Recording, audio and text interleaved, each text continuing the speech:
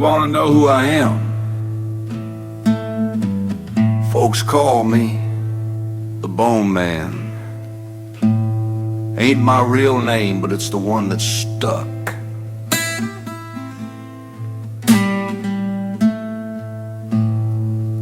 Tonight on Requiem Radio, we turn to a scene in an opera that's so disturbing. They call it the mad scene. And it's not mad like in Got Angry Mad. It's mad like in Went Crazy Mad.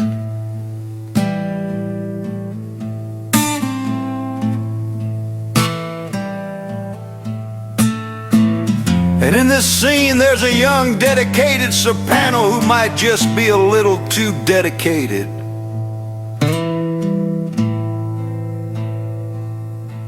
This one's called the Phantom Soprano of Lammermoor.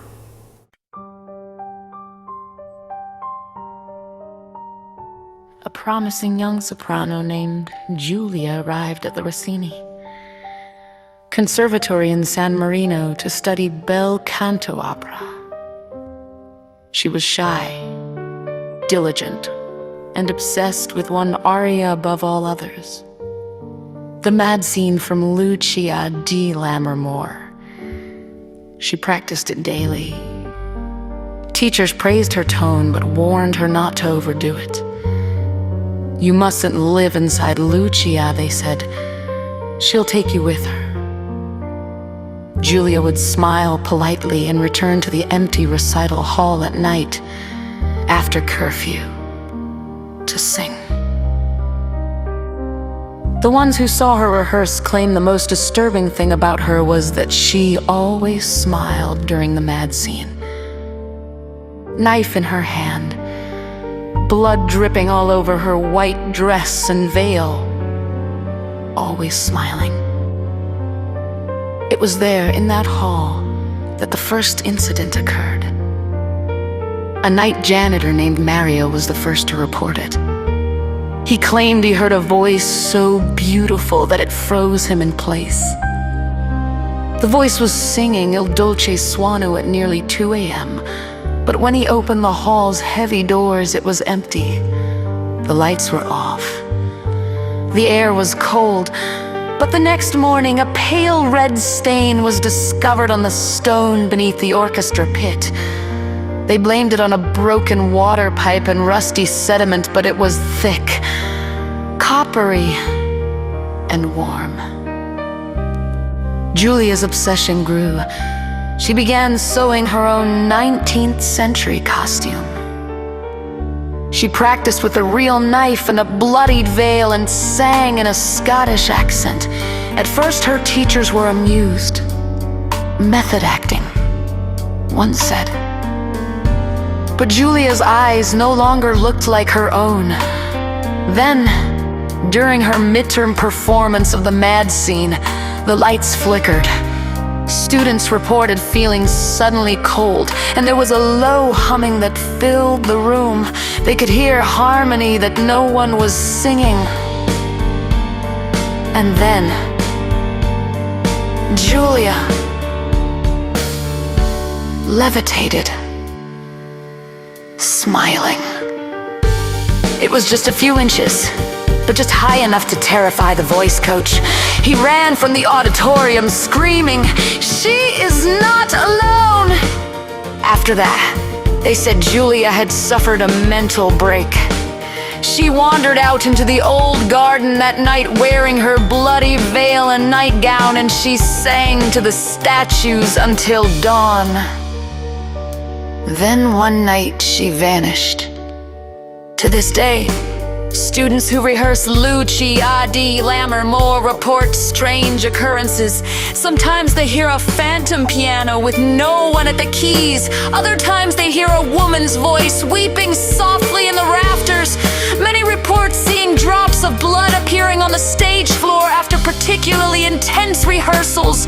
But the most chilling of all is the mirror in the third floor practice room. When sopranos practice the mad scene alone, some claim they see themselves in the reflection, but dressed in white with a blood-stained veil, smiling and mouthing words they haven't sung yet.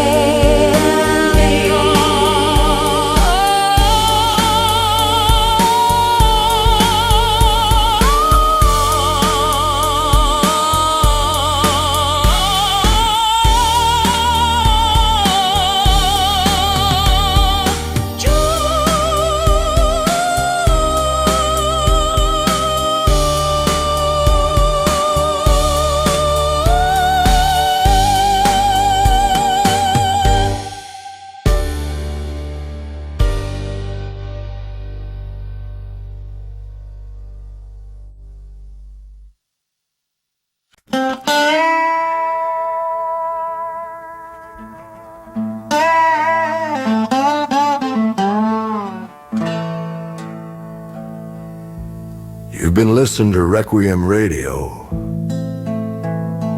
where music bleeds into the supernatural, and that was the Phantom Soprano of Lammermoor.